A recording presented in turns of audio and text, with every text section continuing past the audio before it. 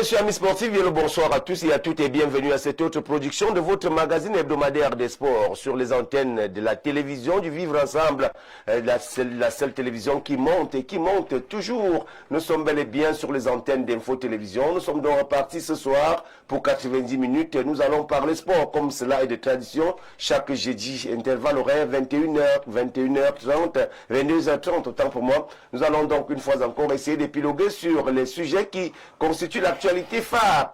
Et en passant, nous allons rendre hommage à un analyste sportif qui nous a quitté ce jour même et qui a été retrouvé mort dans son domicile. Nous allons parler de Fabien Bobo, peut-être au cours de cette édition. Et mesdames et messieurs, certainement vous n'aurez pas vos rubriques habituelles ce matin, ce soir, autant pour moi, tout simplement, pour vous dire que nous sommes tout simplement touchés par la disparition de celui-là qui a passé une bonne partie de son temps animer nos plateaux télévision. Aujourd'hui, nous allons certainement revenir avec pas mal de bonnes choses pour parler sport et surtout le sujet à l'ordre du jour. Nous parlerons bel et bien du football jeune avec les Lions U17 qui sont en ballottage défavorable du côté du Maroc à l'occasion donc de la 15e édition de la Coupe d'Afrique de leur catégorie qui se dispute de ce côté-là. Les Lions indomptables qui ont été tenus en échec cet après-midi par les Bafana U17 tout simplement. Nous allons revenir. Mesdames et messieurs, amis sportifs, installez-vous confortablement. On se retrouve juste derrière pour la suite de notre aventure. Dans ce studio, mesdames et messieurs, je déroule à présent le tapis rouge à nos invités qui sont d'ores et déjà confortablement installés pour m'accompagner dans cet exercice. En attendant que les derniers arrivent, nous allons donc débuter tout de suite la présentation avec ceux qui sont déjà en place. Je vais commencer à ma droite cette fois avec celui-là qu'on ne présente plus, un habitué, celui qui m'accompagne à chaque fois qu'il est sollicité dans ce studio, Eric Loga. Bonsoir et bienvenue. Bonsoir Thomas Daquin, bonsoir aux millions de regardeurs. Comme vous l'annonciez tout à l'heure, nous sommes tous touchés par le décès de Fabien Bobo. Très souvent sur les plateaux, nous n'avions pas la même opinion, mais c'est ça qui entretient le débat, la contradiction. Donc, nos sincères condoléances à la famille attristée du côté de Mbogada. Alors, ceci me donne l'occasion d'aller vers ma gauche cette fois, prendre un journaliste, celui-là qui officie du côté de la maison mère, la CRTV. Alors, bonsoir Jean-Paul Baïha et bienvenue une fois encore. Bonsoir Thomas Daquin, bonsoir à tout le groupe La Météo et le Top Management, bonsoir à tous les copanélistes, aux millions et milliers de téléspectateurs. Merci pour l'invitation. Alors, je vais continuer avec le dernier en attendant que les autres nous rejoignent dans ce studio. Yannick Owona, bonsoir et bienvenue. Bonsoir Thomas Daquin, c'est toujours un réel plaisir pour moi que de répondre à ces nombreuses invitations, sollicitations, surtout lorsqu'il s'agit d'éclairer la lanterne des milliers de téléspectateurs de votre magnifique chaîne de télévision et surtout aux amoureux inconditionnels de cette magnifique émission. Je voudrais, avec votre permission, Thomas Daquin, faire un clin d'œil à Fabien Bobo, de regretter mémoire et aussi, non seulement à lui-même, mais aussi à toute sa famille ici durement éprouvée. Alors, certainement, vous avez un petit mot. Justement, sur Fabien Bobo, pour dire que tout à l'heure, je n'ai pas réagi dessus parce que c'est un peu profond. Vous savez, à nos débuts, Fabien, c'était un grand frère qui a inspiré beaucoup de jeunes et qui, malgré tout, savait encadrer, même quand vous n'avez pas les mêmes idées. À la fin, il sait vous appeler pour vous dire, bon, mais voilà, voici ta vision, mais voilà ce que je pense. Et quand vous suivez les traces du grand, vous comprenez à la fin qu'il ne servait pas de camp. Parce que la preuve, vous vous souvenez en 2013, alors qu'il soutenait mordicus, le travail du président Iya Mohamed, mais quand ça n'allait pas à la fédération, il sonnait pour dire ici ça ne va pas, mais il soutenait la fédération. Aujourd'hui, on est dans un environnement où les gens n'acceptent plus ce genre de personnes, mais lui il est resté égal à lui-même. C'est-à-dire, c'est pas parce que je vous soutiens que quand je constate qu'il y a une faille, je ne relève pas. Mais il avait une certaine façon de le dire et de faire comprendre avec toute une pédagogie, une méthodologie, il savait amener pour vous faire comprendre que ici, ça n'a pas marché, il faut revoir. Nous espérons que nous allons nous inspirer de... Il n'a pas fini son travail parce que nous autres étions toujours à cette trousse parce qu'enfant de Vogada, le jour qu'il a découvert ça, je suis devenu comme son fils. Donc je voudrais m'incliner ici devant sa mémoire et dire que vraiment, j'espère que nous allons nous inspirer et que d'autres s'inspirent aussi de ce modèle, parce que c'était un modèle. Il a légué beaucoup d'héritage à notre jeune génération, certainement. Nous allons revenir au cours de cette émission. Nous prenons donc à présent la thématique du jour. Vous savez, c'est un sujet assez poignant qui interpelle plus d'un ce soir. Les Lions indomptables U17 qui sont donc du côté du Maroc, où ils prennent part à la 15e édition de la Coupe d'Afrique de leur catégorie. En 2 sorties, les Lions indomptables totalisent 1 point, c'est-à-dire une défaite et un match nul. C'est-à-dire cet après-midi, les Lions indomptables ont été comptés au partage de points par les Bafana Junior. Et c'était un match véritablement laborieux pour les nôtres. Nous allons donc revenir ce soir pour essayer de comprendre, puisque c'est la thématique à l'ordre du jour. Et nous allons tous ensemble essayer d'apporter quelques réactions là-dessus. Pourquoi pas à nos téléspectateurs, ceux-là qui nous accompagnent au quotidien, comprendre qu'est-ce qui ne va réellement pas du côté du Maroc avec nos U17. On a quand même vu cette équipe qui tentait de proposer quelques solutions, mais ça n'a pas marché. Tout de suite et maintenant, je repars du côté droit avec Yannick Owona. Yannick, on a vu quand même les U17 qui ont joué des malchances cet après-midi au cours de la rencontre qui les opposait à leurs homologues sud-africains. Oui, c'est une belle équipe de nos Lionceaux U17. Avant peut-être d'embrayer sur la seconde rencontre, je voudrais revenir sur la première, comme pour dire que nos Lionceaux U17, n'est-ce pas, ont effectué une mauvaise entrée face au Burkina Faso. Rappelons, n'est-ce pas, à toutes fins utiles qu'en 2023, si mes souvenirs sont exacts, nos Lionceaux avaient déjà perdu face à cette équipe des étalons du Burkina Faso sur le même score. Ça, c'était pour mémoire. Mais de façon globale, avec leur seconde sortie, je peux quand même apprécier que c'est une bonne équipe qu'on a vue dans le cadre de la progression, dans le cadre de la conservation du ballon, dans le cadre, n'est-ce pas, des schémas tactiques. Je tiens à réitérer que les Lionceaux, cet après-midi, ont joué dans un système losange de 4-3-3, où on avait 4 défenseurs, 3 milieux de terrain et, disons, 3 attaquants. Et c'est les premières 45 minutes, moi, j'étais très content de regarder cette équipe-là jouer. Nous avons eu pratiquement 4 tirs, je dis bien 4 tirs, 15 tirs autant pour moi, 15 tirs dans la cage adverse, dont 8 cadrés. Et c'est une équipe qui manque véritablement de finition. C'est-à-dire, je pense que le coach Alioum Seydou et tout son staff ont manqué d'être adroits. C'est-à-dire, les avant-centres ne sont pas suffisamment véloces, suffisamment adroits devant le but. C'est inadmissible que de vendanger autant d'occasions et surtout des occasions nettes de but. Et je pense qu'à partir de là, on a pu lire quelques fébrilités. Avec le temps, on va revenir sur cette défense camerounaise qui, ma foi, m'a semblé à un moment donné très fébrile et qui aurait même pu, n'est-ce pas, concéder un but aussi bien à la première qu'à la seconde partie.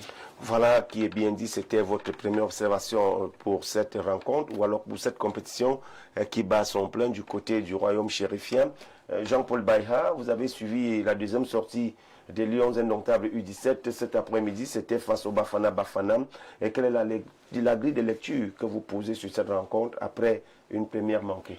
Oui, d'entrée de jeu avec le Burkina Faso, et il fallait s'y attendre. On a fait une mauvaise entrée en compétition et souvent ça ne trompe pas.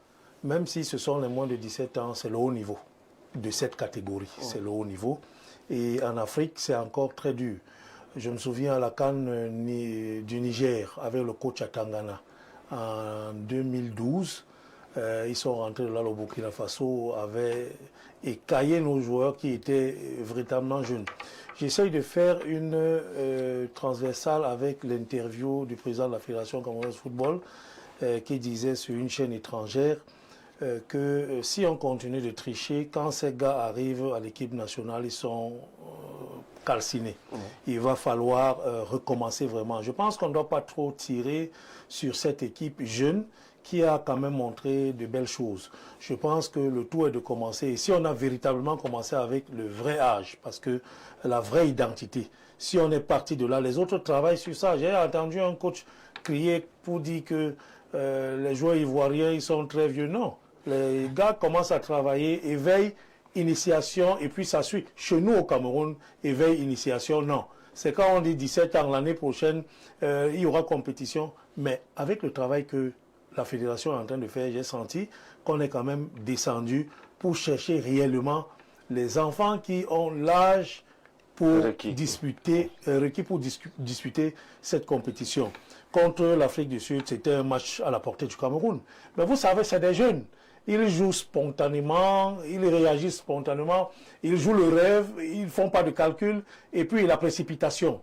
Voilà, c'est ce qui a fait en sorte qu'on puisse peut-être être content au pointage des points, mais le Cameroun était largement au-dessus durant cette rencontre que nous avons tous suivie. Donc je pense que même si on est éliminé, c'est un groupe qui a du potentiel pour l'avenir.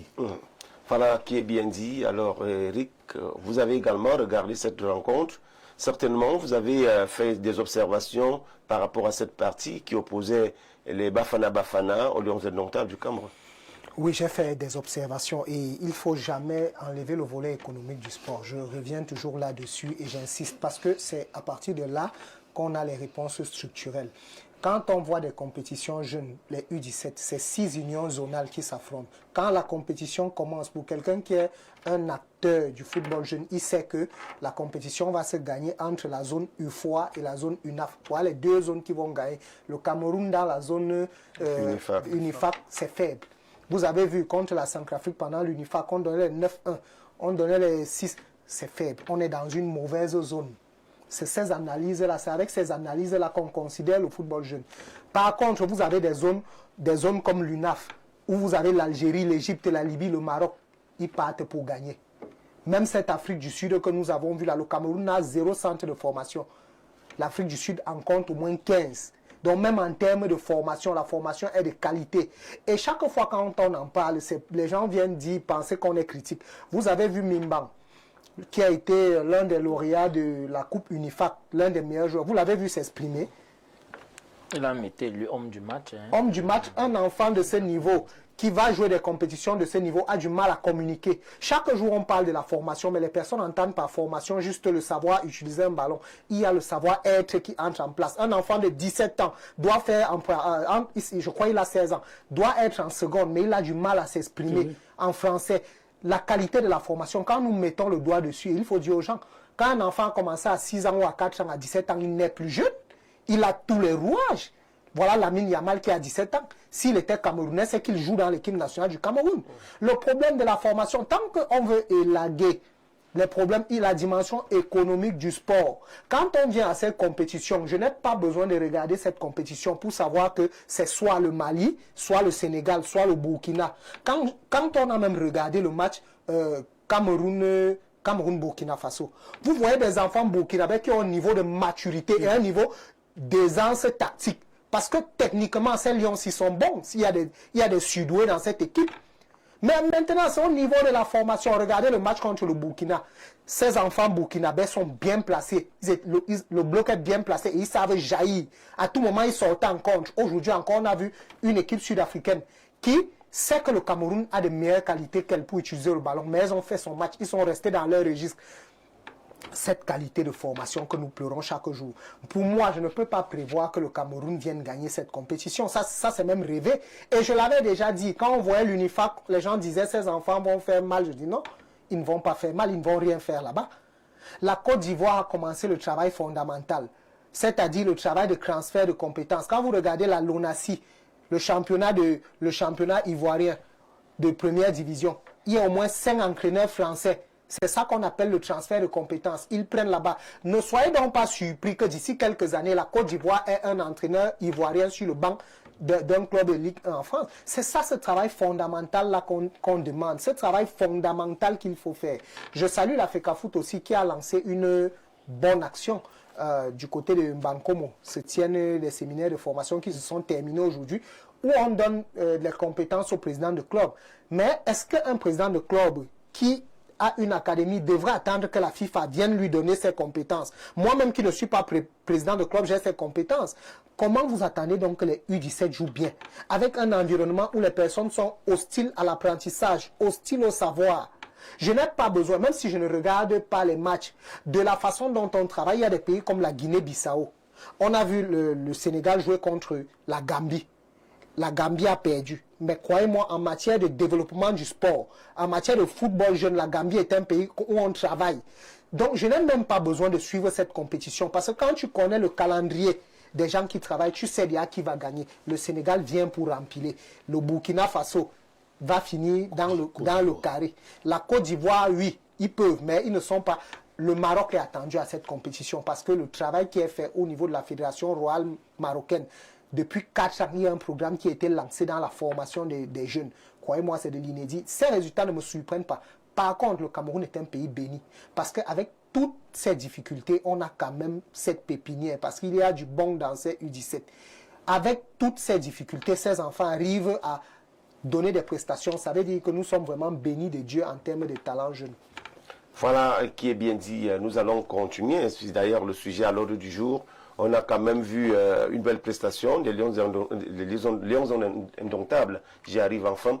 Cet après-midi, c'était un match assez poussif. Et malgré tout, on a quand même compris que ceux qui sont sur le banc de touche abattent un travail, véritablement un travail. Seydou Alioum et ses coéquipiers du banc de touche essayent un peu de remettre le football jeune à niveau sur le plan local.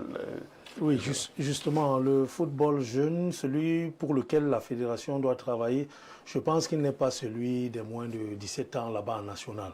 Il faut qu'on se mette encore, qu'on soit plus aguerri sur le football amateur des jeunes, moins de 15, moins de 14 ans, 15 ans élite, des championnats jeunes.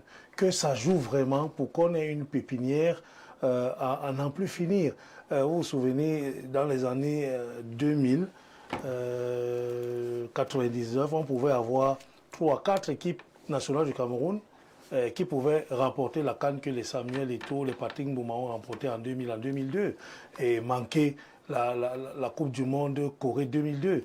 Donc je pense que la fédération doit encore, j'applaudis des deux mains déjà pour le travail qui est fait. Samuel Eto'o a montré qu'il connaît le football et qu'il est en train de nous amener quelque part. C'est comme un technicien en bâtiment qui commence un plan de maison. Lui seul sait jusqu'à quel niveau il va arriver, où est-ce qu'il amène son patron. Mais tant que le plan n'est pas réalisé sur le terrain, vous ne pouvez pas comprendre. Mais lui, dans l'esprit, il sait là où je comprends, j'essaie de comprendre déjà là où il est en train de placer chaque pièce de puzzle et là où il veut nous amener.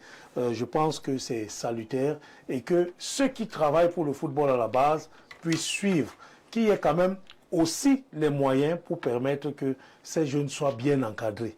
Parce que quand vous avez la volonté de changer le développement du football jeune à la Fédération camerounaise de football, doit donc s'employer maintenant à comprendre et à implémenter ce projet pour qu'on sente le football jeune à la base. Et là, ça va permettre que, ayant une bonne base, qu'on ait un sommet très solide. Tout à fait. Nous avons suivi cela. Nous revenons donc avec Yannick Ouda. Yannick, aujourd'hui, nous parlons essentiellement football jeune. Quand on regarde ce qui s'implémente du côté de la Fédération camerounaise de football, on peut se dire que d'ici quelques années, le Cameroun peut gagner quelques places en ce qui concerne la formation. Pourquoi pas tutoyer les autres nations africaines en ce qui concerne le football jeune? Non, on peut se réjouir déjà du fait que la formation en elle-même elle est bonne parce que s'il faudrait que qu'on s'apaisantisse davantage sur ces lionceaux, ces U17, vous verrez que ce sont des joueurs issus d'une quinzaine de formations, d'une quinzaine soit d'écoles de football. On a parlé, n'est-ce pas, de l'école de football des brasseries du Cameroun, on a parlé de l'ANAFoot, on a parlé de Douala, on a parlé de Kadji, on a parlé, n'est-ce pas, de plusieurs autres écoles où ces enfants-là, où ces jeunes-là sortent. Tout à l'heure, mon collègue à mon extrême droite parlait, n'est-ce pas, de formation. C'est déjà un bémol. Maintenant, au niveau de l'encadrement, ces jeunes sont bien encadrés. Pour revenir effectivement à cette rencontre, on a vu qu'ils sont jeunes parce qu'ils confondent encore vitesse et précipitation. Je pense que ce sont des choses sur lesquelles Seydou Alioum et son staff devraient travailler. Ça, c'est d'une part. D'autre part, je pense que les membres de la Fédération camerounaise de football ont envoyé leurs représentants du côté du Maroc et ils prennent des notes pour voir dans quelle perspective, n'est-ce pas, ces difficultés relatives à ces mauvaises prestations ont eu lieu. Ils prennent des notes pour voir dans quelle mesure, dans les années à venir, dans les jours à venir, y remédier. Je pense que la compétition en elle-même n'est pas terminée. On peut déjà sortir les calculettes et procéder par des conjonctions. Si. Parce que là, on va rester dans les conditions, ça c'est le cas. Je pense que tout au long de l'émission, on sait déjà qui sont qualifiés, qui peuvent être les meilleurs deuxièmes. Et puis le schéma même des qualifications est connu. Nous avons un point et il va falloir aller négocier de haute lutte avec les bébés pharaons d'Égypte pour voir dans quelle mesure et attendre le résultat du Burkina Faso face au Bafana, n'est-ce pas, de l'Afrique du Sud. Ben, avant de terminer, j'aimerais aussi, s'il nous écoute en ce moment, qu'on a un souci avec notre défense. Et je voulais parler au capitaine. C'est bien beau, les gardiens aujourd'hui sont devenus modernes. C'est-à-dire, on n'est plus avec les règles nouvellement instaurées par la Fédération internationale de football association. Mais il faudrait que notre jeune capitaine gardien, n'est-ce pas, de Lionceau, regarde par exemple le deuxième but qu'on encaisse contre le Burkina Faso, une erreur de positionnement du gardien. Et vous avez vu la lecture du jeune Tapsoba, Ashraf Tapsoba. Il a eu une seule lecture. Il a vu le positionnement du gardien étant au milieu du terrain. Il a frappé. Et directement, on concède un but comme celui-là. Alioum Seydou était obligé de revoir son dispositif tactique pour faire entrer un autre joueur là. Et on a pu réduire la marque à la 75e minute. Et ce n'est qu'à la deuxième mi-temps que les jeunes ont pu jouer leur véritable football. Aujourd'hui, ils ont pris, n'est-ce pas, à leur compte cette rencontre. Et puis, je vous assure que le Cameroun a dominé, mais le plus important, c'est la victoire. Le football aujourd'hui ne se résume pas seulement à la possession de balles, ne se résume pas seulement à la domination.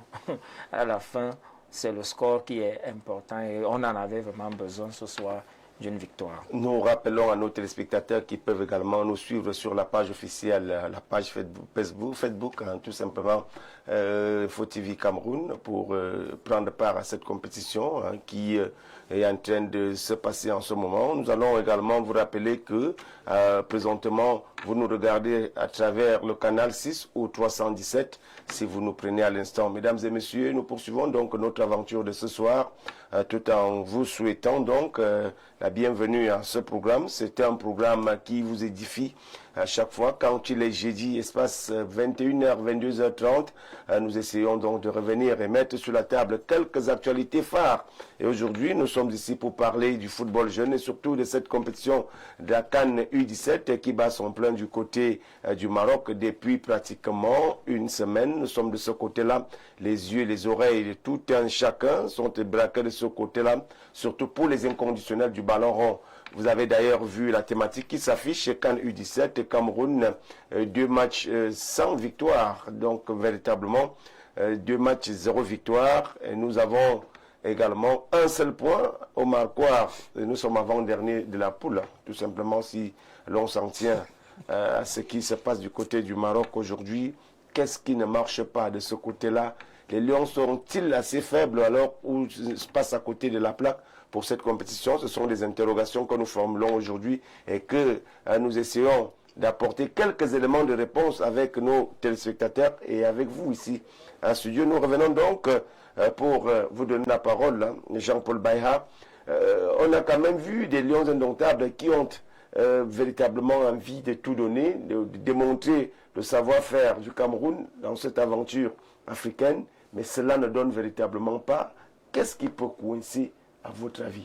Oui, je rejoins mon petit frère Loga à ce niveau parce que le football business, football économie est bon. Le coach a présenté quelque chose de bon. L'équipe qu'on a est une très bonne équipe, mais le tout ne suffit pas. À cet âge, on ne peut pas avoir beaucoup de rigueur, je l'ai dit tantôt, parce que ce sont les jeunes. Et le copanéliste l'a dit, qui confondent vitesse et précipitation. Or, avec un peu de maturité, si c'était une autre catégorie, on allait peut-être commencer à faire un peu de critiques, tirer la sonnette d'alarme, mais c'est une très bonne équipe. Je pense même que des jeunes sortis de là peuvent décrocher quelques contrats. Ça n'a pas tout simplement marché parce qu'ils sont jeunes, comme je suis en train de le dire, et qu'ils jouent la précipitation, ils ne se contrôlent pas, et à un moment, ils ne savent pas peut-être s'encourager. C'est ce que le coach doit peut-être travailler. Travailler un discours de solidarité pour dire, quand un coéquipier a perdu, il faut, parce qu'on a vu plusieurs fois, des pertes de balles, c'est un seul, tout le monde n'est pas revenu faire le bloc ou venir encourager son coéquipier qui a mal joué, qui voulait réagir comme ça et qui n'a pas pu. Donc je pense que le coach doit beaucoup travailler dans l'esprit des joueurs pour la solidarité et pour construire quelque chose de soudé. Mais c'est une très bonne équipe qu'on est en train de présenter là pour cette compétition. Il ne faut pas être dur avec ces jeunes qui ont toute la volonté et qui ont d'ailleurs montré qu'ils peuvent faire quelque chose de bon. Alors voilà, on va faire la part belle également à nos téléspectateurs qui nous regardent depuis l'entame de ce programme. Joseph de Tropicana, lui, vient dire bonsoir, ce sont les débrouillards. Il n'y a rien là-bas, il n'y a rien à espérer pour la suite de la compétition. Pour Émile, Émile nous écrit depuis l'Orbessou, il dit tout simplement qu'il y a encore espoir. Les Lions indomptables ont fait bonne impression cet après-midi, mais il a manqué tout simplement ce but. Donc les Lions peuvent encore se qualifier. On croise les doigts pour la suite. Merci, on vous a suivi. On prend un autre message qui dit bonsoir au plateau. Il faut tout simplement appuyer sur la formation jeune afin que cette équipe ait des valeurs pour pouvoir tutoyer les autres nations africaines. Comme le disait tout à l'heure Eric Loga sur votre plateau. Merci. Il faut signer les messages. Nous prenons un autre message qui dit bonsoir à vous sur le plateau, très belle émission. Et surtout que les coachs comprennent ce que vous êtes en train de décrire ce soir. Il y a beaucoup de manque de rigueur de ce côté-là. Les enfants laissent passer certaines occasions. Et ils ne se mettent pas à fond. Le message est signé Christian depuis Nkonsamba. Oui. Voilà quelques messages qu'on tenait à lire. Vous pouvez également faire idem, chers téléspectateurs. C'est d'ailleurs votre programme. Chacun peut apporter sa pierre à l'édifice pour essayer de construire le monde du football qui nous intéresse ce soir. Pourquoi pas dans les autres disciplines sportives, à chaque fois que nous posons sur cette table un sujet qui vous semble intéressant, vous pouvez réagir.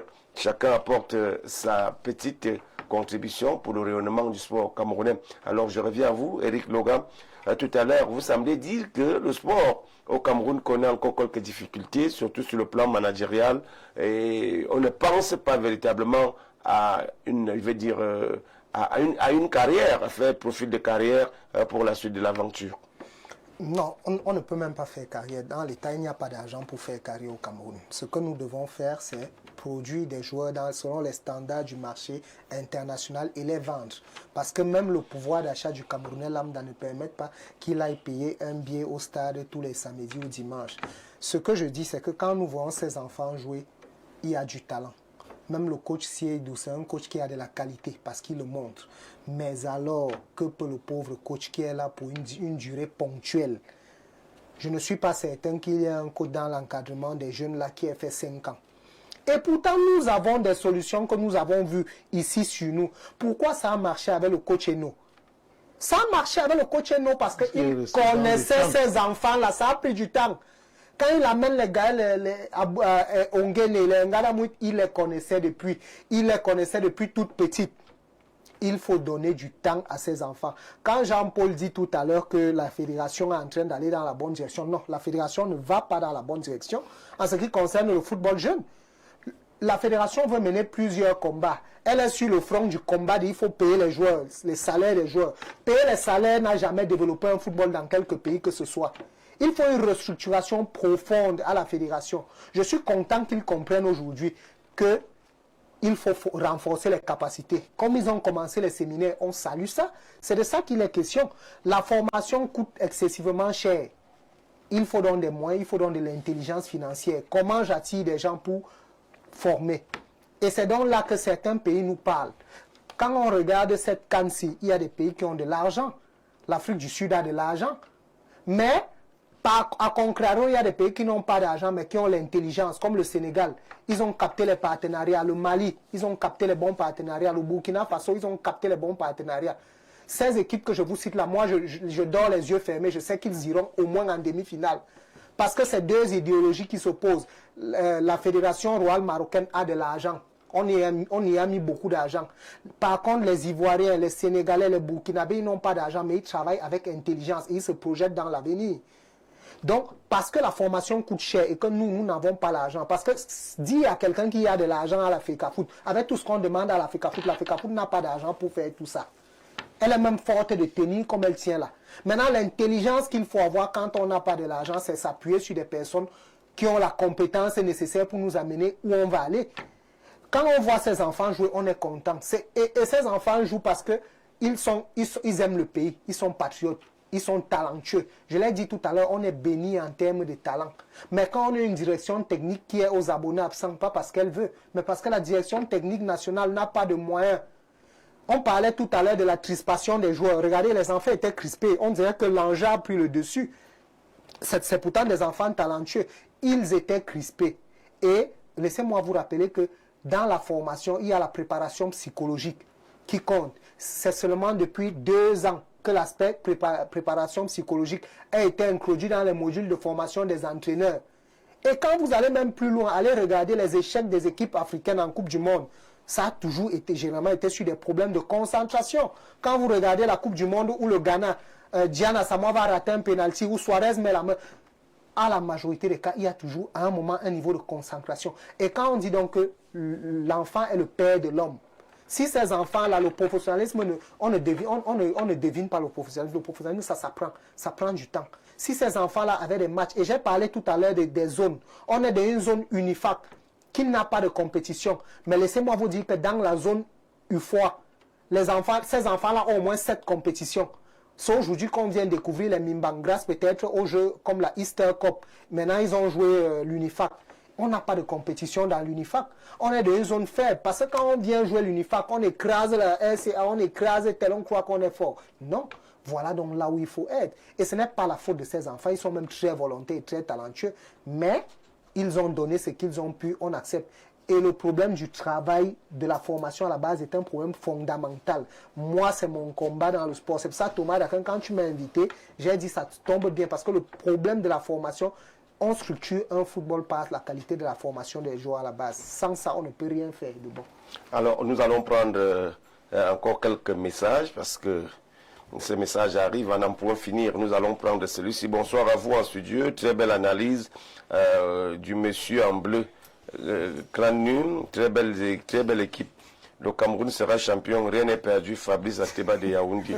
Lui croit encore dur comme fer à la prestation. Foi de supporter. Donc, certainement, il croit encore au renversement des situations. On va prendre un autre message qui dit bonsoir. Pour nous autres, cette équipe U17 a un jeu plus attrayant que leurs aînés qui font de la politique en équipe A. Fagnon met malheureusement des enfants. Les chances de mettre le but ne les sourit pas. Arnaud depuis Essos, oui, on vous a suivi. C'est un autre patriote qui donnait son point de vue. Nous prenons un autre message qui dit bonsoir à vous sur le plateau. Très belle émission. Les enfants n'ont pas seulement trouvé le chemin des filets, mais beaucoup reste encore à faire. Et Thierry, depuis Mendon, qui écrit ce message. Nous allons de l'autre côté prendre d'autres messages qui tombent tout simplement et qui nous permettent également d'avancer puisque ce sont ces téléspectateurs qui font encore leur émission. Et nous allons donc regarder celui-ci. Après avoir tout raflé ici, nul. Je ne sais pas qui écrit ce message. Il faut signer le message. Donc vous pensez que les Lions U17 ne sont pas à la hauteur de pouvoir prendre part à cette compétition. Nous prenons ces deux derniers messages et nous revenons ici en studio. Bonsoir à vous, je suis Thierry Edjengele. Je vous écris depuis Ambam. Il faut dire que les Lions indomptables U17 ont encore, et ils ont d'ailleurs le potentiel pour pouvoir aller plus loin dans cette compétition. Il reste tout simplement le discours gagneur qui va donc permettre à ces derniers de se surpasser. Merci Thierry Edjengele. On vous a suivi. C'est une belle compétition. Bonsoir. Pour moi, je pense que les Lions indomptables pêchent ici par naïveté. Le message n'est pas signé. Je reviens donc ici en studio tout simplement pour accueillir quelqu'un d'autre qui était là pendant que j'étais en train de lire les messages. Bonsoir Patrick et bienvenue. Alors, bonsoir Thomas Daquin, bonsoir à tous les téléspectateurs, bonsoir aux copanélistes. Une fois de plus, je vais m'excuser pour le retard accusé, le grand retard accusé. C'est indépendant de ma volonté. J'ai eu un bobo, on va pas un bobo, mais j'ai un ami qui est décédé et donc il était question d'organiser tout autour. Et les obsèques se passent en ce moment, du coup j'étais obligé de régler 2 ou 3 détails avant de rallier le studio. Donc vraiment je suis content d'être là et merci de m'accueillir. Ok, merci. Je vais d'ailleurs faire honneur à ces téléspectateurs qui vous souhaitent également la bienvenue. Bonsoir Thomas Daquin, bonsoir à tous les panélistes, bonne émission à vous. Malgré le décès du grand frère Bobo Fabien, JC depuis Nkolmesen, merci JC pour votre participation. Nous sommes tous touchés par la disparition de cette illustre personnalité qui s'en va. C'était un grand frère qui était disponible à chaque fois qu'il a été sollicité sur un plateau de télévision. À chaque fois, il a d'ailleurs passé plusieurs émissions ici même à Intufo TV, que ce soit sous la houlette de Patrick Joseph Bala ou alors sous ma modeste conduite. Nous sommes donc revenus ici. Je reviens tout simplement, puisque vous aviez la parole il y a quelques instants. Nous sommes en plein dans ce sujet qui nous taraude les esprits ou alors qui alimente les débats dans nos chaumières. Nous sommes en pleine Cannes U17 qui se déroule du côté du Maroc. Alors les Lions indomptables qui jusqu'ici font piètre prestation. Cannes U17 Cameroun, 2 matchs, 0 victoire. Quelle est l'analyse que vous faites? 2 matchs, 0 victoire, c'est déjà interpréter ces résultats d'une certaine façon qui plaît à certains gens. Donc, même moi je dirais 2 matchs, 1 point, puisque la compétition est en cours. Il faut rappeler l'histoire de cette compétition pour dire qu'une équipe solide comme le Burkina Faso, qui a une belle histoire au niveau des jeunes, la compétition qu'elle gagne, la compétition que cette équipe gagne, elle a commencé par une défaite. Elle a commencé par une défaite et plus tard pour battre le Rwanda, ce même Rwanda en finale. Donc au niveau des jeunes, moi j'ai vu une belle équipe, il faut le dire, dans la circulation de balles. Et il faut dire que dans le football jeune, ce n'est pas la victoire qui compte. C'est au niveau de la formation, on veut voir l'évolution. Maintenant, puisque c'est l'équipe nationale, nous voulons des victoires. Et j'ai vu sur les 2 matchs une équipe nationale qui a du potentiel maintenant. C'est le même problème, même chez les seniors, on retrouve ces problèmes-là. Le problème de finition, la précipitation, on confond la vitesse et la précipitation dans les actions. Les derniers ballons à donner, les dernières actions à mener, on se mêle un peu les pédales, Donc moi je pense que c'est quelque chose qui peut être redressé et recadré pour avoir une belle équipe et pour avoir des victoires. Tout n'est pas perdu. Et avec le troisième match, on peut faire peut faire une très belle prestation si les enfants... Maintenant, c'est une question de discours. Au niveau de l'encadrement technique, il faut remobiliser les troupes, dire aux enfants que c'est ça la compétition. Et voilà, s'ils gagnent le troisième match avec un bon score, je pense que la suite de la compétition, ils prendront confiance et le meilleur, ce sera pour l'avenir. Oui, je reviens à vous, Yannick Owana. Voilà donc un discours de quelqu'un qui croit encore peut-être un renversement des situations de la part des U17 camerounais, les plénipotentiaires camerounais qui sont encore en course pour cette compétition ou alors dans cette aventure marocaine. À votre avis, vous croyez à quelconque miracle lors de la dernière journée? Oui, il faut croire, il faut... éviter de faire dans le fanatisme, il faut éviter le défaitisme. Laissons brûler en nous la petite fibre patriotique qui nous anime encore. Et au vu de ce que les garçons nous ont proposé, on ne peut pas balayer ou botter en touche ce qui a été fait. Je pense que d'entrée de jeu, lors de mes propos liminaires ici, je le disais que tout ce que les jeunes ont proposé est bien, dans la possession de balles, dans la construction, mais que nous sommes unanimes ici que le péché mignon, c'est que les jeunes ne sont pas bons dans la finition et ils gâchent trop d'occasions de but. Il y a un problème de finition et de réalisme. Il faudrait que l'encadrement technique, je le disais déjà ici, avec le coach Seydou Alioum, qu'ils essayent de s'asseoir et qu'ils essayent de travailler un certain nombre de choses. Par exemple, les coups francs, les coups de pied arrêtés sont très mal exécutés. Qu'ils essayent de travailler, n'est-ce pas, les derniers réglages, c'est-à-dire les derniers passes, parce qu'on a vu, lorsqu'ils arrivent avec une certaine aisance au niveau de la surface adverse, mais ils pêchent par la dernière passe. Vous ne pouvez pas voir comme la rencontre d'aujourd'hui. Moi, j'ai été très gêné. 22 tirs. 8 cadrés, je ne peux pas compter les poteaux et le nombre de fois que le gardien Radebe a sauvé cette équipe sud-africaine. Les Lions indomptables, disons les Lionceaux, s'ils avaient été sous leur beau jour, ils auraient pu remporter cette rencontre au moins à 5 buts à 0. Je dis bien 5 buts à 0. Maintenant, il va falloir, comme le copaténiste le disait tout à l'heure, leur tenir un discours et puis leur inculquer les valeurs de la sélection. Parce que j'ai comme l'impression que ces jeunes ne savent pas encore que c'est le haut niveau. Ils sont encore sur un nuage, qu'ils sont champions de l'UNIFAC. Peut-être qu'ils n'ont pas encore intégré la véritable valeur de la compétition. Et au final, il y a une Coupe du Monde. Parce que je pense que la compétition en elle-même ne se limite pas seulement à la CAN. Elle est qualificative à la Coupe du Monde. Je pense que voilà, le fait de leur tenir ce genre de discours devrait, n'est-ce pas, booster à fond leur morale. Qu'ils aillent jouer le va-tout, n'est-ce pas, dimanche contre les pharaons d'Égypte. Qu'ils comprennent qu'il y a aussi un sursaut d'orgueil qui est le leur et pour la nation. Parce que j'ai comme l'impression que on n'a pas encore tenu un véritable discours et qu'il commence déjà à inculquer le fighting spirit et le Hemley qui fait le Cameroun. Merci à toi. Et nous profitons donc, avant de passer la parole à quelqu'un d'autre, pour signaler que nous allons également souhaiter joyeux anniversaire par anticipation à l'un de nos panélistes, parce que je viens de me souvenir de cela. Jean-Paul Baïha, dans 2 jours simplement, nous allons fêter votre anniversaire.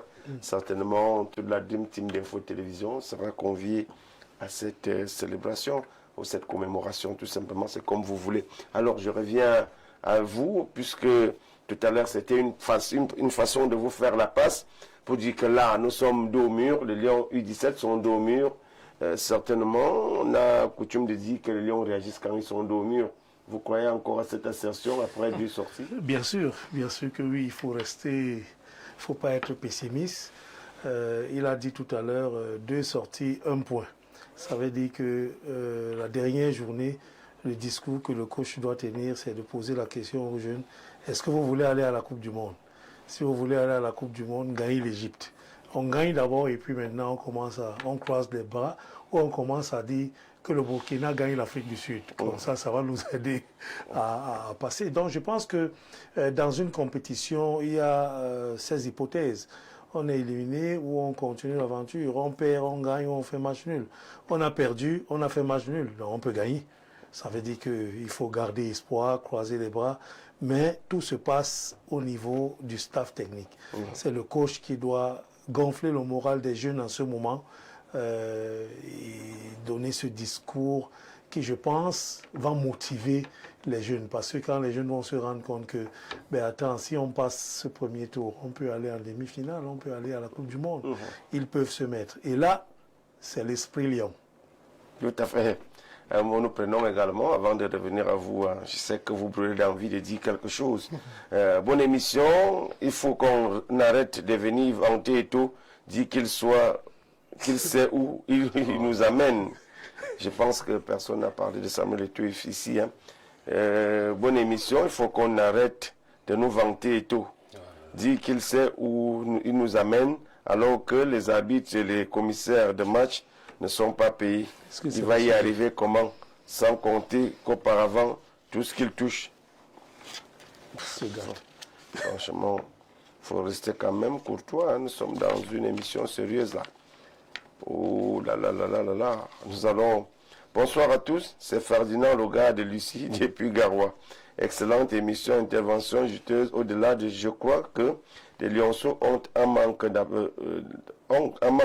l'absence d'Avama et Dini, le défenseur de Coton Sport, frappé par le décès de sa mère. Cela a certainement botté en touche son rêve de jouer sa toute première CAN, au moins celle de moins de 17 ans.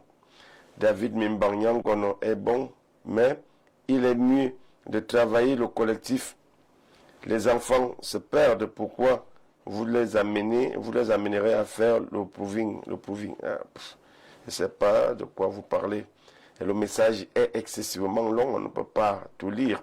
Merci de votre contribution. Nous prenons un autre message qui vient également d'atterrir. Le message dit quoi? Bonsoir à vous, très belle émission. Certainement que les Lions indomptables U17 prennent conscience et des enjeux qui restent en vue pour la suite de cette compétition. Merci à vous. Nous prenons des autres messages parce que là, tout le monde essaie d'intervenir. Nous prenons cet autre message qui dit: arrêtez de nous appeler s'il vous plaît, permettez-nous de lire des messages s'il vous plaît.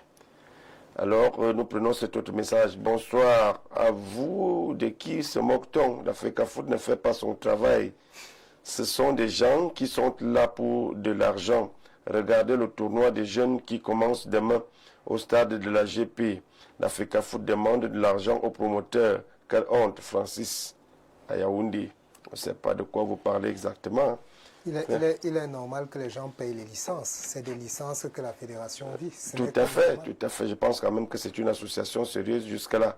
Bonsoir, très belle émission. Dites aux Zibou de détacher ces jeunes garçons. Signé Papa Emma depuis la cité Chirac à Douala.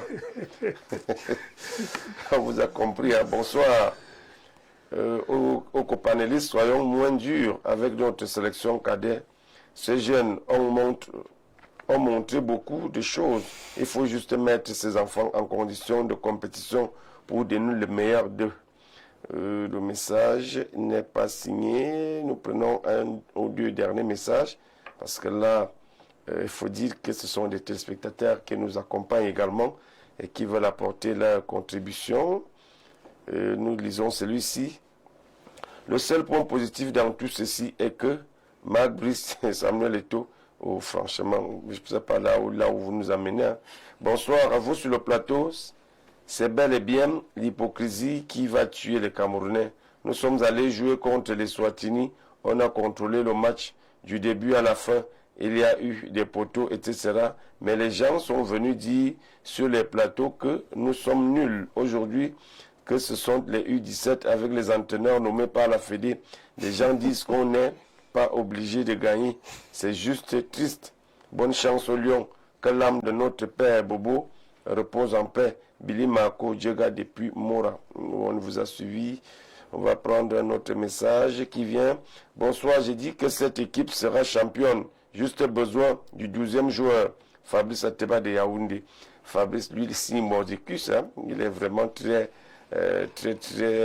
convaincu que les Lions indomptables U17 feront une bonne opération d'ici à la fin de la compétition. Alors, je reviens à vous. Je pense que tout à l'heure, après le passage de Jean-Paul Baïha, je reviens à vous, Eric Loga. On a quand même vu, depuis quelques semaines, vous décriez le manque de management ici. Est-ce qu'on peut quand même croire que, au regard de la prestation des U17 aujourd'hui, on peut quand même penser que le football est en train de se construire à la base? Non, je dis simplement qu'ils sont en train d'aller dans la mauvaise direction. Et quand les gens vont dans la mauvaise direction, ça ne peut pas se faire. Pour ce qui est de la compétition proprement parlé, ces enfants ont montré de bonnes choses. Et pour moi, ils ont toutes leurs chances. Si on se tient compte encore aujourd'hui que l'Égypte a gagné, donc les cartes sont redistribuées dans ce groupe. Nous aurons nous-mêmes notre destin en main au dernier match. Et en étant troisième, on pourra compétir toujours à se qualifier pour une place à la Coupe du Monde. Parce qu'il faut le savoir, les places ont été augmentées pour le continent africain. Donc il y aura désormais 10 places, même chez les U17. Donc même en arrivant troisième, on peut continuer à compétir pour aller à la Coupe du Monde. Et tel que je vois les cartes être rebattues dans ce groupe, moi je m'attendais à ce que l'Afrique du Sud batte ses enfants. Ils ont montré un joli visage. Qu'est-ce qui vous fait croire que contre l'Égypte, ils ne vont pas prendre les 4 points, les 3 points, avoir 4 points et être derrière le premier? Ils ont encore toutes leurs chances pour se qualifier. Oui, voilà, ils ont encore toutes leurs chances pour être deuxième. Et même s'ils ne sont pas deuxième et qu'ils restent troisième, ils pourront compétir pour la Coupe du Monde. Une fois que c'est dit, je ne sais pas pourquoi les gens s'attardent toujours à nous ramener des débats de personnes. Nous, on ne débat pas de personnes, on débat d'idées. Il faut une refondation, il faut une reconstruction globale de notre football jeune. D'abord, changer les mentalités. Le football jeune, ce n'est pas à 17 ans. À 17 ans, on est déjà dans la fin de formation. Le football jeune, c'est initier les enfants à la pratique à l'âge de 6 ans. Si toi, parent qui est assis chez toi aujourd'hui, tu veux qu'à 15 ans, ton enfant joue chez les U17, tu vas dans les meilleures académies, tu payes la formation parce que la formation a un coût. C'est ça qu'il faut inculquer aux parents. Que les gens ne croient plus qu'on est à l'époque de Malthusalem où l'enfant jouait à Babimbi, on va le prendre là-bas et on le détecte. Non, non, ça ne se passe plus comme ça. Aujourd'hui, même en Europe, tous les footballeurs d'un certain niveau sont des projets construits. Quand vous voyez Jude Bellingham, depuis qu'il a 4 ans, on vous montre des images de lui. C'est comme ça qu'on construit le football. Et aujourd'hui, l'État est dépassé. On en appelle donc à la construction de carrière, au financement participatif du sport. C'est le parent qui décide que mon enfant... Et quand le parent même suit la carrière de l'enfant, ça nous évite des situations désastreuses parce qu'on a beaucoup d'enfants sur des agents véreux qui ont pris la route pour aller à des destinations et se retrouver bloqués. On voit les vidéos qui circulent sur les réseaux sociaux. Non, quand le travail est bien fait, voilà ces enfants qui ont joué Unifac, ils sont déjà connus. Ils vont revenir au pays, ils vont continuer à travailler et leur destin sera tracé. Ils sont dans les fichiers de la CAF, ils sont dans les fichiers de la FIFA. S'ils continuent à travailler et qu'ils restent disciplinés, la voie est ouverte. Ces enfants ont toutes leurs chances. Et moi, ce que je veux, c'est voir ces enfants-là à la Coupe du Monde. L'Égypte même n'est pas la foudre de guerre qu'on croyait. Et on voit ces enfants faire le jeu. Nous, on s'attaque au système, mais on sait reconnaître que ces enfants produisent du jeu. On est béni en termes de talent. Avec tous ces obstacles, parvenir à avoir des enfants, j'ai vu ces enfants-là survoler ce match. Ils ont survolé le match en première mi-temps, même en deuxième mi-temps. Physiquement, ils sont à point. Ils ont de la créativité. Il y a de l'aisance technique là. Il manque juste le résultat. Dire que ces enfants n'ont pas de niveau, c'est méchant. Ok. Et nous profitons pour souhaiter au passage, cette émission est assez triste ce soir, nous profitons pour souhaiter nos condoléances à notre collègue Jude Kenji qui a perdu donc sa sœur aînée du côté de Limbe. Nos condoléances les plus attristées ce soir et beaucoup de courage à toi, cher collègue. Nous continuons donc avec vous, Patrick Fion. Vous êtes peut-être arrivé après tout le monde, mais vous avez des arguments par rapport à ce sujet. C'est un sujet d'actualité. Nous sommes en plein dans la compétition. C'est une compétition qui attire plus d'un, qui également est regardée par plus d'une personne, surtout ceux-là, les recruteurs qui veulent encore de la bonne crème. Alors, votre lecture, pour essayer un peu de galvaniser, si vous étiez aux côtés d'un coach comme Seydou Alioum, quel est le discours que vous tiendrez vis-à-vis de cet aîné? Vis-à-vis du coach? Oui, du coach, parce que c'est lui qui En tant doit... que conseiller? Oui, le conseiller. Ah, quel honneur. C'est un honneur. Bien sûr, c'est un honneur. En réalité, pour être plus sérieux, j'aurais demandé au coach de dire à ses poulains, de s'amuser et de se lâcher. Déjà, comme mon frère Loga disait, l'Égypte n'est pas un faux de guerre. L'Égypte, dans les catégories jeunes, ne s'affirme pas. En termes de participation, je ne pense pas que l'Égypte ait plus de 4 participations, contrairement au Cameroun qui est à 9 participations. Le Cameroun a 2 CAN chez les juniors. L'Égypte en a une, ou bien je ne sais même pas. Donc, je veux dire que ce n'est pas l'Égypte en senior. Donc, le Cameroun a toutes ses chances. Et de demander aux enfants, sincèrement, nous, on nous apprenait quand on était dans les centres de formation beaucoup plus jeunes, quand tu es devant les goals, tu respires deux fois, avant de faire le geste. Les enfants sont dans la précipitation. Dès qu'il est devant les buts, il veut réagir immédiatement, il veut mettre le ballon au fond des filets. Et quand tu le fais, tu n'as pas le calme nécessaire, tu n'as pas la posture nécessaire, et puis le ballon va là où tu souhaites le moins. Donc, j'aurais dit au coach Seydou, demande aux enfants de s'amuser et demande aux enfants d'être posés, de faire le dernier geste comme il faut et quand il faut, qu'ils prennent leur temps. Ils ont 90 minutes devant eux, qu'ils considèrent que c'est une finale et qu'ils considèrent qu'il y a à la clé une Coupe du Monde. La précipitation, ce n'a pas sa place.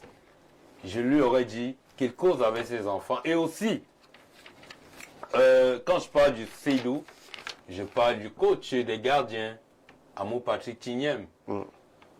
En voyant ce match, j'ai eu l'impression que après la boue du premier match, le gardien a eu beaucoup de pression et beaucoup de reprimandes. Parce que je me suis rendu compte aujourd'hui, en voyant le match, qu'il avait du mal à partir de son cadre. Et ça a failli nous coûter un but. Un but. Voilà. Exactement. Donc je pense qu'il ne faut pas frustrer les enfants. Alors, c'est vrai, il a pris un but de manière, un but casquette comme on dit, mais il faut lui demander de jouer à son football. Si au centre de formation, on lui a dit, quand l'équipe monte, tu dois être au milieu du terrain, qu'il se mette au milieu du terrain, qu'il commence à intégrer ces habitudes-là. Ça nous a coûté, ça a failli nous coûter un but. Le mec est resté sur sa ligne. Pourtant, l'attaquant arrivé en duel avec le défenseur, il est resté sur sa ligne. Non, je pense qu'il faut laisser ces enfants se lâcher et je sais que ils auront la victoire. Oui, Francis de Yaoundé. Pour Francis de Yaoundé, nous voulons aller à la Coupe du Monde, rencontrer les équipes comme le Brésil avec un gap de 200 matchs dans les jambes par an, alors que nous n'en avons que 10. Nous n'avons même pas 10 matchs dans les jambes. Donc, c'est un peu compliqué. Certainement, il faut essayer de revoir ce qui est fait de ce côté-là. Bonsoir à vous en studio et tout peu. Donnons le temps à ce monsieur Christian de Bafia. Ouais. Je ne sais pas, bon... C'est son avis, hein, c'est son avis. Il pense que tout peut encore nous faire rêver. Pour moi, je pense que les U17 n'étaient pas concentrés jusqu'ici. À partir de cette rencontre, ils ont pris conscience et ils vont marcher sur l'Égypte. Terminé. Oui, l'Égypte n'a pas un faux de guerre. Ouais, on vous a suivi, hein, même comme le message n'est pas signé. Partons voir du côté de WhatsApp. Ce sont des messages qui tombent. Bonsoir. Pour moi, je pense que les U17 Camerounais peuvent encore renverser la tendance. Il ne se fait pas tard. Eric, dites à mon homonyme que impossible n'est pas Camerounais. Voilà votre homonyme qui dit qu'impossible n'est pas Camerounais. Donc, il faut continuer à croire que ces U17 peuvent faire une bonne affaire. Et il y a même un qui nous a rappelé que le Cameroun sera champion d'Afrique, peu importe les résultats de ce jour. et même de l'autre rencontre. Alors je reviens à vous, Yannick Owona. Non, c'est plutôt Eric Loga qui a été, c'est vrai, pendant un bon bout. Alors Eric, quand on regarde un tout petit peu ce qui se passe aujourd'hui au niveau du football jeune, concrètement, qu'est-ce qu'il faut faire pour essayer d'étouffer cette partie? Puisque vous avez parlé tout à l'heure de l'Africa-Foot qui ne joue pas son rôle, c'est-à-dire mettre un accent sur la formation des jeunes, essayer un peu de préparer un bon fil de carrière pour ces jeunes-là, ou former tout simplement pour vendre à l'extérieur. Pour vous, qu'est-ce qu'il faut mettre en place pour permettre à ces jeunes de pouvoir éclore? Non, la solution, elle est là. Il faut que la fédération camerounaise a la personnalité nécessaire pour faire le branding du financement participatif du sport. Ce n'est pas au président de club de payer la formation. C'est aux parents de comprendre que devenir footballeur est un métier et ça s'apprend et cette formation se paye.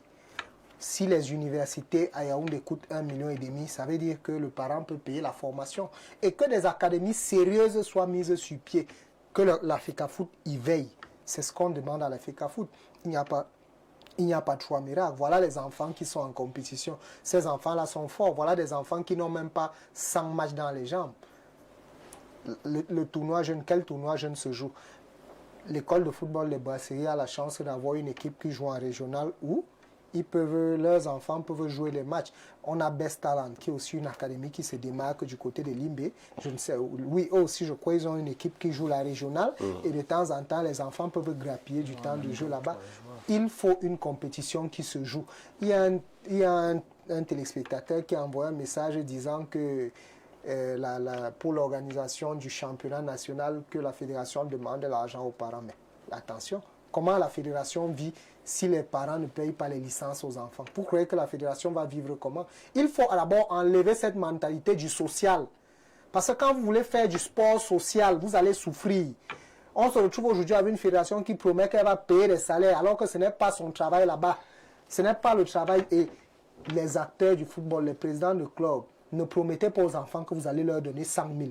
Dites aux enfants, on est là pour continuer le travail de formation. Parce que même des enfants qui n'ont pas de niveau veulent être payés aujourd'hui dans le football. Quel niveau il a pour être payé? Il faut ramener les enfants au discours de vérité. Quand tu veux être professionnel, tu joues d'abord pour toi-même parce que tu as ton propre projet sportif que tu veux développer. Mais quand on a des joueurs qui se retrouvent toujours englués dans les histoires de salaire, on doit nous payer. On doit payer parce que ce sont des joueurs vieux qui ont coupé l'âge, qui ont des femmes et enfants à la maison. Un enfant de 16-17 ans, quand il va au stade, c'est de gaieté de cœur qui joue. Il ne regarde pas l'argent, il veut juste jouer. C'est donc tous ces problèmes structurels qu'il faut d'abord résoudre. Le football jeune, c'est la base. On ne construit pas une maison en commençant par la toiture. Quand je vois tout cet argent qui est mis pour l'équipe nationale Fagnon, quand un gars comme Bemo vient en équipe nationale, vous prenez 30 millions de primes, vous lui donnez, est-ce qu'il en a réellement besoin? Oui, il en a besoin. Vous avez cette mentalité parce que c'est la mentalité camerounaise. Aujourd'hui, le Camerounais préfère qu'on donne à quelqu'un parce qu'il se dit que nos dirigeants nous ont assez pillés. Ce que je veux dire, c'est que on voit les modèles. Je dis, on peut prendre le modèle de l'équipe de France. On ajuste avec quelques mesures. En équipe de France, ces gars ne prennent pas leurs primes. La fédération française réinvestit la majorité de ce qu'elle gagne dans la formation. Ça rentre à Clairefontaine pour la majorité des temps. Des joueurs comme Kylian Mbappé, les Tchouaméni et autres ne touchent pas leurs primes. Mais c'est avec leur aval. C'est avec leur aval. C'est pour dire qu'il ne faut pas produire une équipe nationale qui soit coupée du peuple. Quand tu peux être dans un peuple où les gens ont faim, les gens n'ont pas de l'eau à boire et tu bois du champagne, tu te sens à l'aise, ça a un sens. Et dans la formation des joueurs, tout à l'heure, je parlais de l'aspect psychologique. Il faut que les joueurs sachent aussi qu'ils sont membres d'une communauté, qu'ils ont des responsabilités à porter. Cette mentalité de que non, ne laissez pas, ne venez pas jouer gratuitement. Le football camerounais se meurt. Quand on dépense des millions, voilà 2 derniers matchs qu'on vient de jouer, la facture est au moins 800 millions. Ces 800 millions-là pour moins de 1% du football camerounais, est-ce que c'est rationnel? On appelle à la rationalité le football jeune. Je voudrais placer un mot. Oui. Sans vous permettre. Oui. Quand vous dites que les parents doivent intégrer le fait qu'ils doivent payer la formation pour leurs enfants, qu'est-ce que vous faites des enfants pauvres qui ont pleinement le talent? et dont les parents ne peuvent pas payer la formation. On fait quoi d'eux? On les met de côté? On les exclut? Qu'est-ce qu'on fait d'eux? De deux. Vous parlez des équipes nationales, on parle des gros salaires, des 30 millions, mais on n'en a pas besoin. Ils en ont besoin. Parce que cet argent, ils travaillent pour cet argent-là. Dites-moi plutôt que on devrait leur demander leur accord parce que c'est d'abord leur argent. Et à partir de là, l'argent qu'on dépense sur ces gens, cet argent-là, en principe, pour l'équipe nationale, on pouvait dire, voilà, vous avez tel pourcentage. Maintenant, tel autre pourcentage, on vire ce pourcentage pour la formation. Là, on est d'accord. Mais ne dites pas qu'ils viennent jouer pour vos beaux yeux, pour la paix. C'est vous qui dites qu'on doit mettre le social de côté et vous ramenez encore cet aspect social en équipe nationale. Ils travaillent. Ils méritent leur salaire. Seulement, vous pouvez me dire, on peut prendre une partie de cet argent avec leur aval pour développer le football. Maintenant, moi, je pose la question. Vous êtes sûr que même si on prend cette partie d'argent-là, le football sera développé? Cet argent-là ira réellement dans le développement du football jeune? Voilà encore des questions. Oui. Donc, moi, je pense que soyez un peu, comment dire, réaliste. Vraiment, pour avoir les meilleurs footballeurs, moi, je sais que le football, comme l'art, tout part d'abord du talent à la base. C'est le talent comme modèle au niveau des centres de formation et des académies.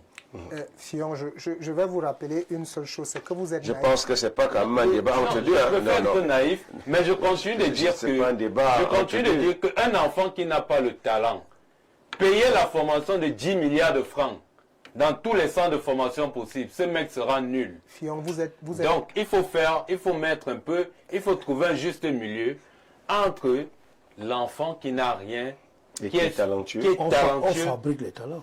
On fabrique les talents, je ne dis pas non. Mais le talent naturel, il se démarque toujours du produit fabriqué. Thomas, vous me permettrez, dans les notions, vraiment, dans le sport, sport business, monsieur comme Roger Mila, un monsieur comme Roger Mila, à la base, c'est le talent naturel. Monsieur, un talent à l'état Bruxelles. Voilà. Oui, mais c'est pour ça qu'on parle de détection. Fillon, je veux simplement... Sinon, la détection n'a plus sa place. Sur la base de ce que Rick Loga dit, la détection n'a plus sa place. Fillon, je veux simplement vous amener à comprendre une chose. Aujourd'hui, les sciences sportives ont tellement évolué qu'on n'a plus besoin de joueurs talentueux. Non. On a besoin de joueurs qui ont suivi un cursus pour être vendu. La FIFA a mis... Non, laissez-moi vos histoires. Non, laissons-nous ces histoires de quartier. Être talentueux ne signifie rien. Quand on veut te vendre, dans les statuts de la FIFA... Je pose donc la question, pour vous relancer, Eric. Oui. Vous dites que le talent ne compte pas. Il faut juste suivre un cursus. Ça veut dire que quelqu'un qui a suivi un cursus, bien qu'il ne soit pas talentueux, il va émerger. Le football est une science et il y a un processus à suivre. Aujourd'hui, quand on veut vous acheter, avec les moyens digitaux, quand le club acquéreur tape votre FIFA ID et qu'il voit que vous êtes inscrit depuis l'âge de 12 ans, croyez-moi, vous allez être vendu comparé aux joueurs qui arrivent comme une génération spontanée. Ça, ce sont les règles du marché auxquelles vous devez vous adapter. Et le football aujourd'hui est tellement mécanique qu'on ne te demande plus de faire ou d'être Roger Mila ou Samuel Eto'o. Non, on te demande... Je n'ai pas dit que la détection doit être bannie. Voilà. Mais la détection aujourd'hui dans le football moderne représente moins de 10%. Et il faut savoir une chose. Moi, je ne veux pas socialiser le football. Je veux rendre le football rentable. Donc, quand je veux être rentable, je ne veux pas former Maradona. Je veux que mes 10 enfants de Mvogada sortent leur famille de la pauvreté et qu'ils soient vendus et qu'ils reviennent ici construire des écoles et des hôpitaux. C'est ça la vision. Les 10 familles de Mvogada dont les parents n'ont pas d'argent pour payer la formation. Les 10 familles de Mvogada mangent chaque jour. Quand l'enfant est admis au CUS, ils vont payer la formation. Permettez que d'autres réagissent. Là, ce n'est pas un débat entre deux personnes. Alors, nous sommes en plein toujours dans ce programme. Jean-Paul Baïha, chacun a essayé un peu de préconiser une solution pour essayer de remettre tout à plat et de commencer au niveau de la formation jeune. Pour vous, quels sont les mécanismes à mettre en place pour que le football jeune soit au cœur du développement? Oui, avant de répondre, je voudrais quand même vous remercier de m'avoir souhaité joyeux anniversaire, c'est le 5 avril. Donc ça va continuer après l'émission. Et je voudrais aussi saluer tous mes camarades anciens du lycée technique des ECA, Roméo Pythagore et tous les autres. Vous avez le bonsoir de Jean-Paul Bayard, direct de cette émission. Au préfet d'Union Ekeli. Voilà. Maintenant, je pense que les mécanismes à mettre en place pour la formation, un formateur des jeunes est là, mais lui, il a une autre vision. Lui fait du foot business. Voilà. Mais qu'est-ce qu'il faut faire? Mais le foot est vraiment business. Si vous entendez, si vous suivez ceux qui sont dans les méandres les milieux du football, le football est devenu business aujourd'hui et c'est de bonne guerre. Mais je pense que pour le cas du Cameroun, la fédération devait s'employer à former les formateurs, les formateurs à la base. Parce que si vous n'avez pas les formateurs de ces jeunes, vous allez beau détecter qui va les former. Il faut les éducateurs de football. Ça a été échelonné. Les éducateurs de football, on a dit initiation, éveil, jusqu'à un certain âge. Aujourd'hui, on est professionnel à 18 ans. Ça veut dire que le jeune doit commencer à 4 ans. Il faut commencer tôt. Nous, on ne commence pas tôt. Et vous avez suivi le président de la Fédération camerounaise de football dit que tant qu'on va rester à tricher, on sera toujours buté quelque part. Parce que moi, on me prend là maintenant dans mes 40 ans, on me donne 17 ans, on me rase bien cette barbe. Je vais passer le test devant les enfants de moins de 20 ans, parce qu'on m'a donné 20 ans. Mais quand je serai en face d'un vrai garçon de 20 ans, de 18 ans, quand il va passer 2 fois, moi, il va baver. On a vu ça avec dans l'équipe nationale. Raymond Kala a eu ce problème-là. Donc, vous avez vu la paire Raymond Kalankongo et Gobertson à un moment donné. Vous avez encore vu l'autre jour Gadu Castellito. C'est celui qui allait au charbon. Et le jour que l'autre a voulu aller au charbon, vous avez vu ce qui est arrivé. Donc, il y a ce problème. Il faut un bon vécu parce que ça fait partie de l'hygiène de vie. On vous dit souvent, les parents disent souvent, je pensais que mon fils à 16 ans devait avoir le bac, on a enlevé l'âge parce que... Non, n'enlevons pas l'âge. Et je pense que le chef de l'État, techniquement, a passé le message, est revenu sur ça dernièrement pour dire que essayer de revoir tous ceux qui ont des problèmes d'âge et tout. C'était pour passer ce genre de message. Parce qu'on a triché. Et quand on triche, on est buté. Que ce soit dans l'administration, le sport, tous les pans de la vie. Donc, il faut remettre tout à plat pour repartir. Formation des formateurs pour les jeunes. Dès qu'on est parti de là, on a bien décollé. Et je pense qu'on va arriver. D'accord. Bonsoir à vous. Le panel, moi je crois bien que ces bébés lions indomptables vont se qualifier. Impossible n'est pas camerounais, c'est toujours comme ça. Lorsque le Cameroun est dos au mur, rendez-vous dimanche et jeudi prochain dans l'émission AS. À vous de donneriez donc raison. Vous me donneriez raison. Une pensée profonde à Bobo Fabien, Mapa et Camerounais, patient depuis Douala Bonaberi. On vous a suivi et certainement nous attendons avec beaucoup d'impatience cette qualification des Lions indomptables. Bonsoir le plateau, très belle émission à vous, les panélistes en sous-vêtements. Le panéliste en sous-vêtements bleu manque beaucoup de cohérence. On a du mal à suivre son raisonnement et ce qu'il reproche concrètement à l'orientation de la fédération Abdel Karim depuis Yaoundé. C'est Abdel Karim. Hein. Bonsoir sur le plateau. Le football, à la base, c'est un talent inné. Le fils Zidane a beau être dans une école de foot, ne sera jamais Zidane. Le fils d'Eto ne sera pas Eto. Le fils de Maradona ne sera pas Maradona. Donc, à la base, il y a le talent. Et ensuite, ce talent est peaufiné dans une école de foot. Gabès depuis Nkwaba. On vous a suivi. Hein. Voilà aussi quelqu'un qui a un raisonnement à peu près comme celui qu'on a suivi tout à l'heure dans ce studio. Prenons cet autre message. Le message dit quoi? Bonsoir à tous. Pour améliorer la formation du football dans notre région, je propose des actions suivantes. Développer les infrastructures de football, former les entraîneurs qualifiés, créer des programmes de formation pour des jeunes, organiser les tournois et des compétitions, faire appel à des joueurs expérimentés, développer des partenariats avec des clubs de football professionnels, améliorer la formation des arbitres, promouvoir le football féminin, faire appel à des spécialistes de la médecine du sport, développer les programmes de soutien scolaire. Ensemble, nous pouvons donner donc aux joueurs locaux les moyens de réussir au plus haut niveau. Cordialement, on en a Dédi qui nous écrit, mais nous savons d'où il nous écrit. Mais il a quand même pris la peine de signer. Prenons ces autres messages. Et j'avais à Fougerolles, ne nous trompons pas, sans un véritable championnat jeune, on ne peut pas aller loin en compétition internationale. Un sportif est compétitif parce qu'il exerce pour passer un examen officiel. On étudie pendant un an. C'est pareil en sport. Sans championnat, on ne peut rien. De deux, j'ai l'impression que le coach n'aligne pas les meilleurs joueurs à leur poste. Merci à vous pour cette grande émission. Merci.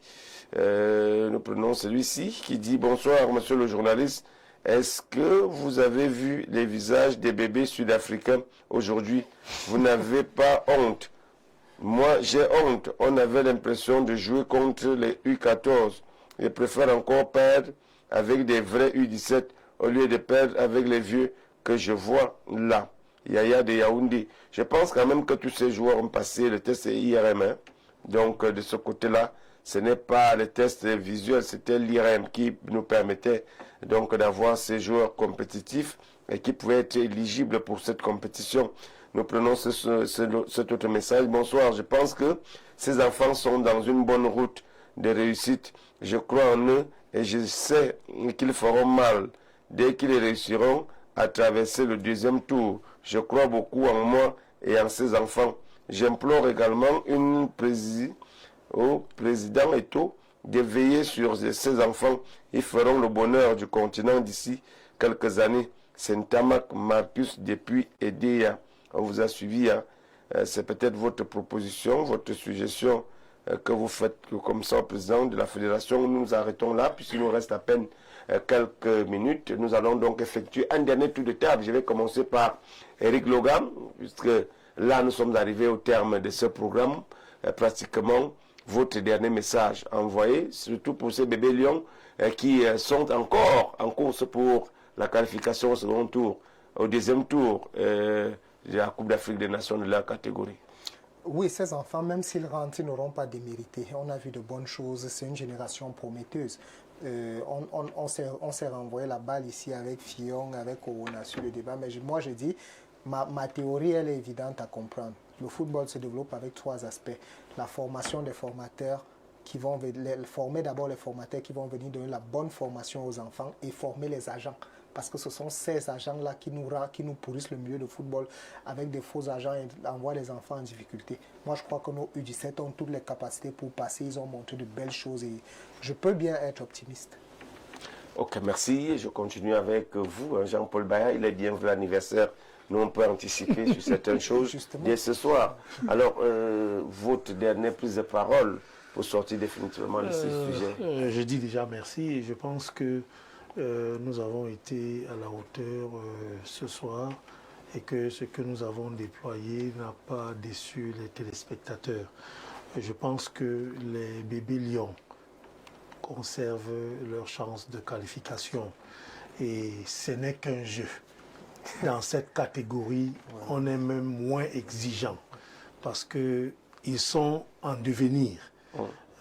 Donc, on conserve les chances de qualification. Mais si jamais, comme c'est un jeu, on va encourager les jeunes et dire revenez à la maison, on recommence pour une prochaine fois parce que ce n'est pas la fin du monde et que ce que nous avons encore à donner à ces enfants, il y a encore beaucoup pour leur avenir. Mais déjà, moi je leur félicite au cas où ils venaient à sortir de cette compétition. Merci. Yannick Owona, nous sommes arrivés pratiquement presque au terme de ce programme. Votre dernier mot pour sortir? Justement, je reste dans la logique, la mouvance de ce que les confrères ont dit tout à l'heure. Je le disais, reste cette fibre patriotique qui brûle en moi et naturellement en chacun d'entre nous, que l'Égypte n'est pas cette foudre de guerre dont on vend la peau si chère. Nous maintenons encore intactes toutes nos chances de qualification. Il va seulement falloir que Alioum Seydou et son staff tiennent non seulement un discours assez remobilisateur, un discours galvanisateur, un discours qui remobilise les troupes pour que ces enfants-là comprennent non seulement l'objectif pour lequel ils sont là, mais aussi qu'ils peuvent aller loin dans cette compétition, que rien n'est perdu et qu'ils s'amusent parce que le football est un jeu. Et si jamais il advenait qu'ils reviennent à la maison, qu'on essaie de reconstruire une équipe qui aura d'autres objectifs. Patrick Fion, vous êtes arrivé le dernier sur ce plateau. Vous prenez la parole l'an dernier.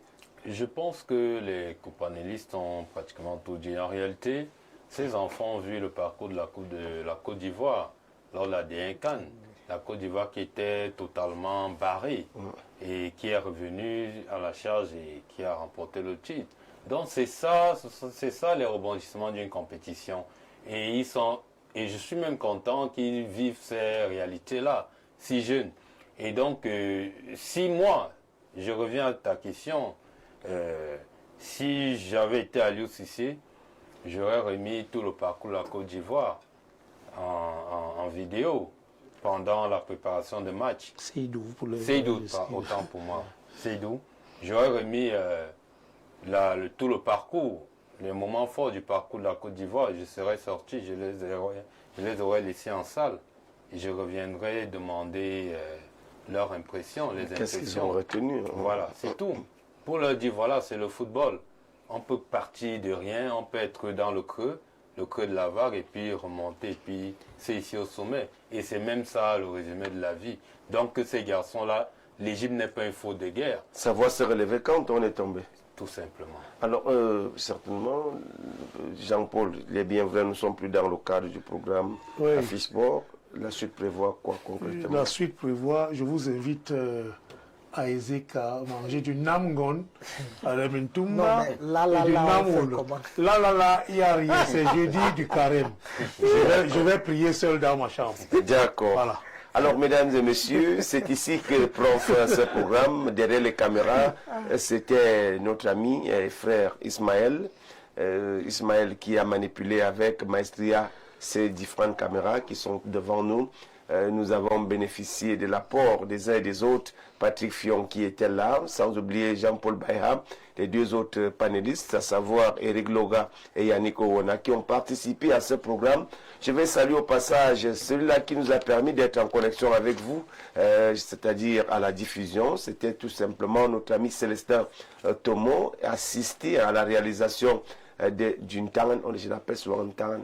Vous comprenez que c'est un blanc qui est là. Il s'agit de Jacques Bitié-Biam, qui a donc tout simplement assuré au niveau de la réalisation de ce programme. Nous allons saluer au passage celui-là qui a concocté ce thème de ce soir à la personne du rédacteur en chef, Géraldo Amaram, qui nous a permis donc d'épiloguer sur ce sujet durant 90 minutes de pur bonheur. Nous n'allons pas oublier de dire un bonsoir tout particulier au directeur général, au PDG, veut dire le président directeur général du groupe La Météo, à la personne de Dieudonné Mven, qui nous délivre à chaque fois le visa de production de ce programme. Quant à moi, je reste et je demeure votre humble serviteur, Thomas Darkenzi, le baromètre. On se retrouve jeudi prochain quand il sera exactement 21h. D'ici à là, portez-vous bien. Bye bye.